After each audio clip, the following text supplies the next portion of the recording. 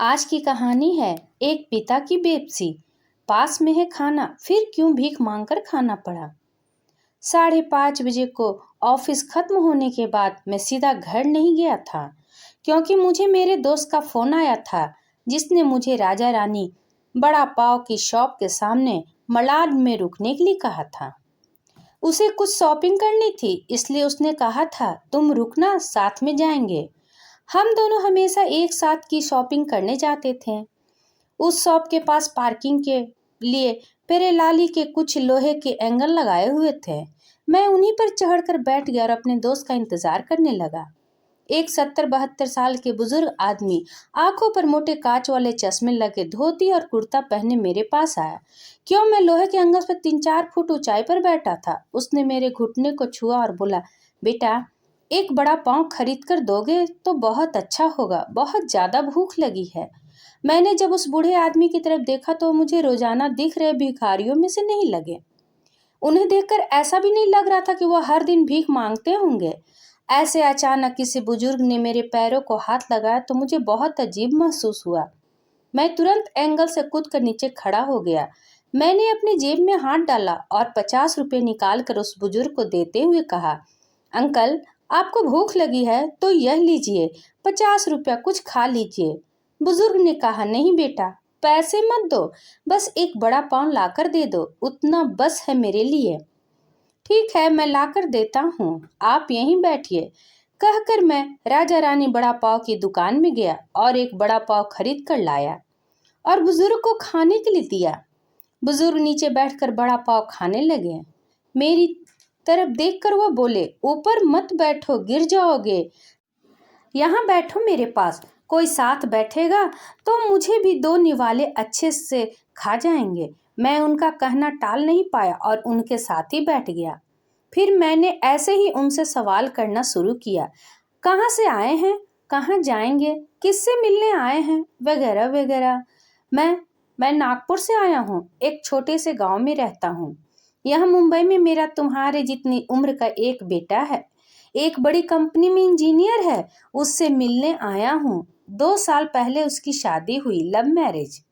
बहू पढ़ी लिखी है, नए विचारों वाली। उसे सास ससुर यानी कि हम पति पत्नी गवार लगते हैं, इसलिए हमारे साथ रहना उसे अच्छा नहीं लगता। इसलिए बेटा अब अलग रहता है यहीं मुंबई में 2 सालों से। परसों मेरे इस मोबाइल पर उसका फोन आया था, कह रहा था मैं अमेरिका में नौकरी मिली है उसे, बीवी को लेकर जा रहा है अमेरिका 10 साल के लिए। यहाँ मुंबई में था तो 6 महीने में एक बार आता था। हम बूढ़े बूढ़ी को मिलने के लिए अब इतने दूर प्रदेश जा रहा है, एक बार मिलने के लिए आओ बोला तो अब समय ही नहीं बचा है। परसों फ्लाइट में बैठकर जाना है, कहता है अब 10 साल के लिए जा रहा है, पता नहीं तब तक हम जिएंगे या मरेंगे। इसलिए सोचा खुद ही जाकर उससे मिल लेता हूँ।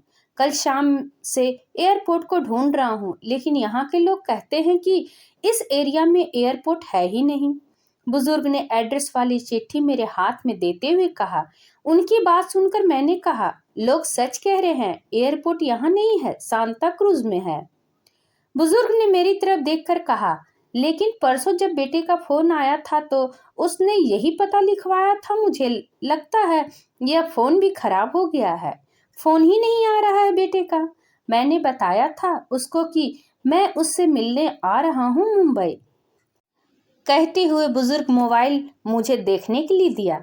अब मेरे एक हाथ में चिट्ठी और एक हाथ में मोबाइल था। मैंने मोबाइल का बटन दबाकर देखे, मोबाइल अच्छे से चल रहा था और मोबाइल में नेटवर्क भी पूरी तरह से आ रहा था। मैंने उनसे पूछा, आपने नहीं लगा कर देखा फोन बेटे को? मुझे कहाँ लगाना आता है बेटा फोन, कोई फोन करता है तो उठा लेता हूँ, बस, उन्होंने कहा। मैंने रिसीट कॉल में जाकर आखिरी आए नंबर पर कॉल किया। 2 रिंग्स बजने के बाद कॉल कट कर दिया गया। फिर मैंने एड्रेस की चिट्ठी खोलकर देखी, उसमें जहां हम बैठे थे वहीं का एड्रेस था, यानी कि जानबूझकर गलत एड्रेस दिया गया था। मैं समझ चुका था कि गलत पता देकर लड़का अपने माँ बाप को टाल रहा था और अब वह उनका फोन भी नहीं उठा रहा था। मुझे यह भी मालूम पड़ चुका था कि वह जिस प्लेन में सवार हो चुका था वह प्लेन कभी भी उसके माँ बाप के दिशा में उड़ने वाला नहीं था। तब तक मेरा दोस्त वहां आ गया और बोला, चलो शॉपिंग करने चलते हैं। मैंने उसे 2 मिनट रुकने के लिए कहा और मैं बुजुर्ग की तरफ देखकर सोच में पड़ गया। मैं समझ नहीं पा रहा था कि अपने बेटे की तरफ से होने वाली धोखेबाजी को यह बुजुर्ग समझ नहीं पा रहे थे या फिर खुद का बच्चा उनके साथ ऐसा व्यवहार कर सकता है, यह वो स्वीकार नहीं कर पा रहे थे। मैं बुजुर्ग से बोला, अब तक तो आपका बेटा जिस प्लेन में बैठा वह उड़ चुका होगा। मुझे नहीं लगता कि अब आपकी उससे मुलाकात हो पाएगी। इसलिए अच्छा यही होगा आप वापस अपने घर लौट जाएं और आंटी भी आपका इंतजार करती होंगी। मेरी बात सुनते ही अगले ही क्षण उनकी आंखें भर आई। आंसू भरी आंखों में वह मेरी तरफ देखने लगे। घर जाने के लिए भाड़े के पैसे देते हुए मैंने उनके हाथों पर हाथ रखा और पूछा, अंकल, मैं कब से आपके हाथों में यह डिब्बा देख रहा हूँ, क्या है इस डिब्बे में?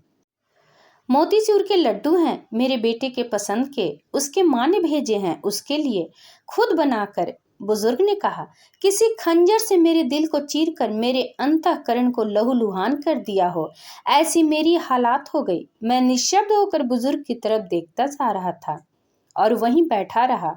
ए भाई चल ना, देर हो रही है। मेरे दोस्त की आवाज कानों में पड़ी तो मैं होश में आया और ऐसी ही भीड़ में उसके पीछे पीछे चलने लगा। घर पहुंचकर आधी रात तक मैं सो नहीं पाया। रह रह के एक ही सवाल मेरे मन में उठ रहा था, एक बड़ा पाव की भीख मांगने वाला वह बेचारा आदमी भूख से बेहाल होने के बावजूद भी अपने साथ लाए उस मोतीचूर के लड्डुओं में से एक लड्डू खुद नहीं खा सकता था क्या?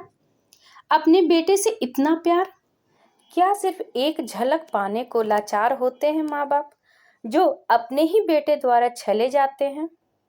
क्या ये शोभनीय है? इस पर आपकी क्या राय है, कमेंट करके जरूर बताइएगा। अगर पसंद आया तो प्लीज लाइक एंड सब्सक्राइब करना ना भूले। इसी तरह और भी कहानी सुनने के लिए कृपया बेल आइकन बटन को दबाना ना भूले। वीडियो देखने के लिए आपका बहुत बहुत धन्यवाद।